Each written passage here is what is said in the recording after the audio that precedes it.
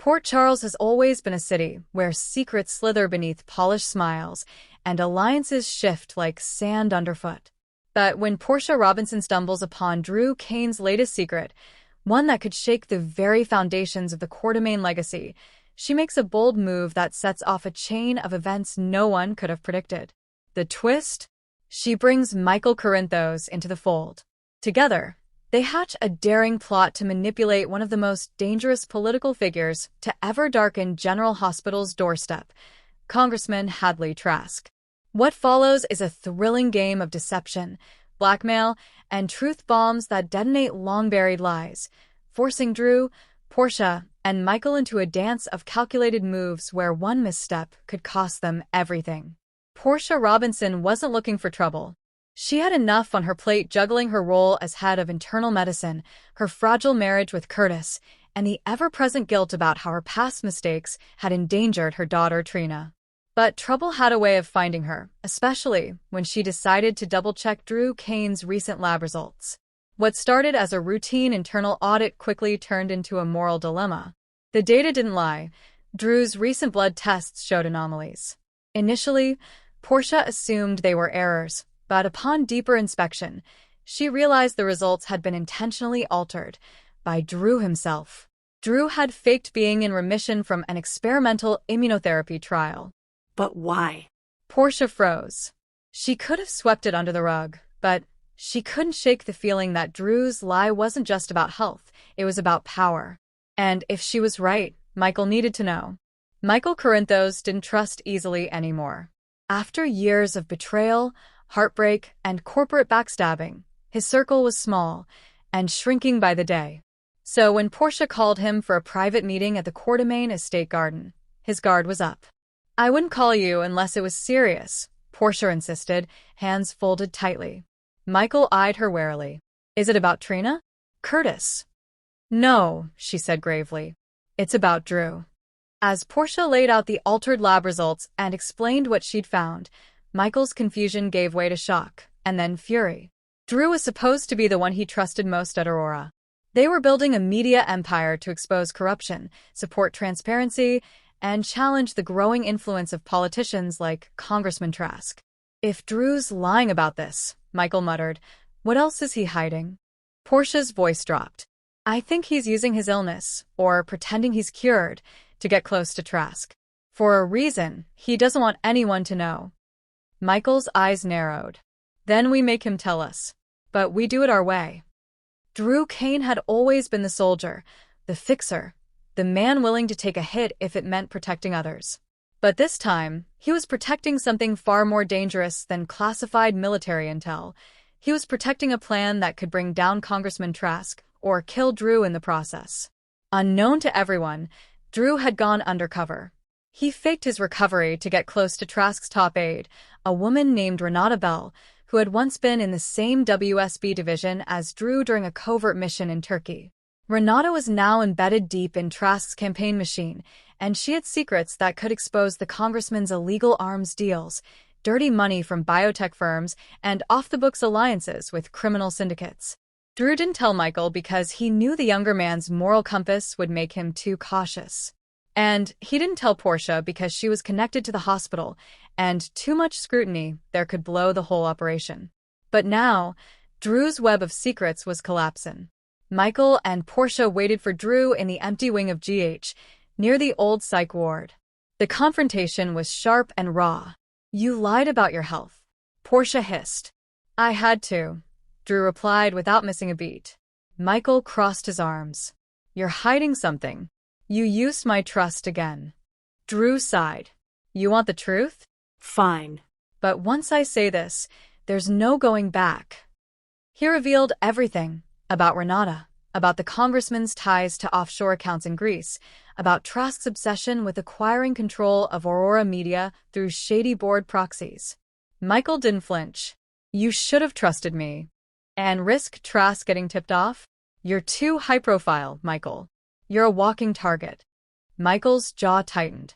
"Then we take him down, but together." Portia stepped forward.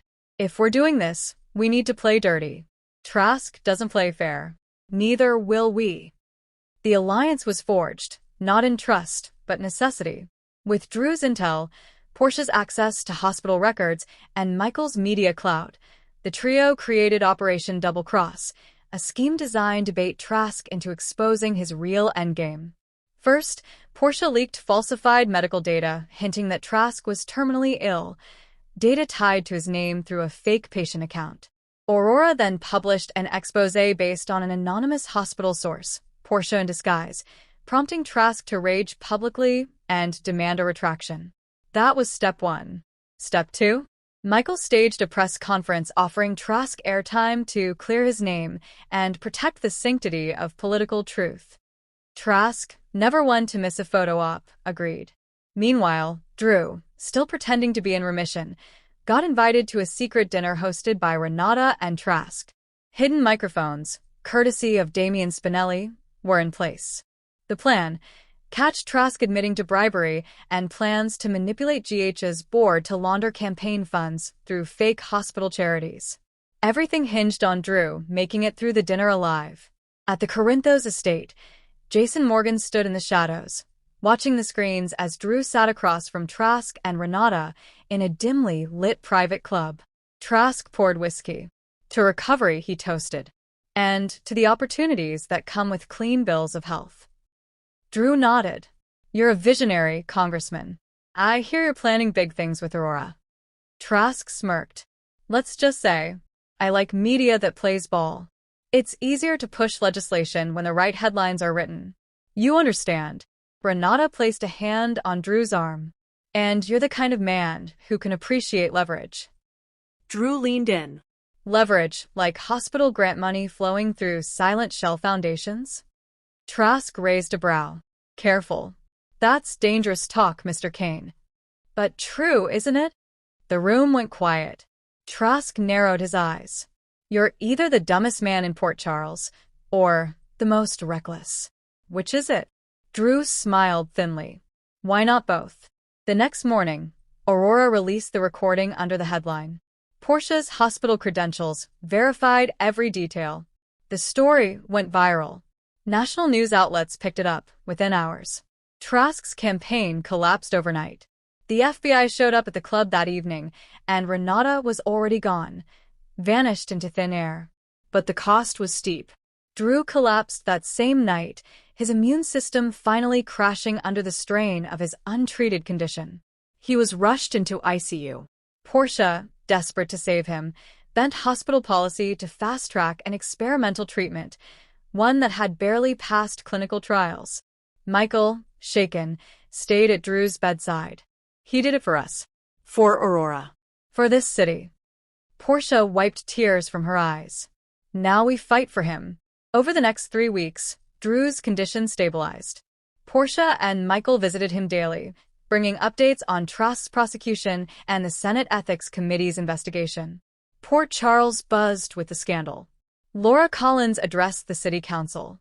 Diane Miller prepared to represent Aurora against countersuits. And Sonny? Sonny watched it all quietly, respecting the war fought with words rather than fists. In the end, Drew survived. Barely.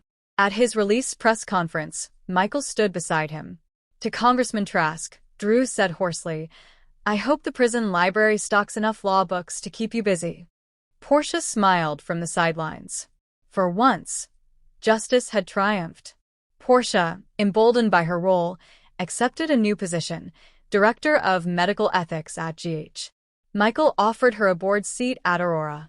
Drew, still healing, stepped back temporarily, allowing Michael to run Aurora Media solo, with a new mission to protect whistleblowers and investigative journalists. As for Trask, he faced federal charges and a possible 20-year sentence. His secrets had buried him.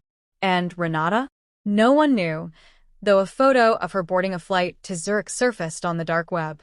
In Port Charles, alliances may shift and secrets may fester, but when the right people join forces, even the most dangerous congressman can fall.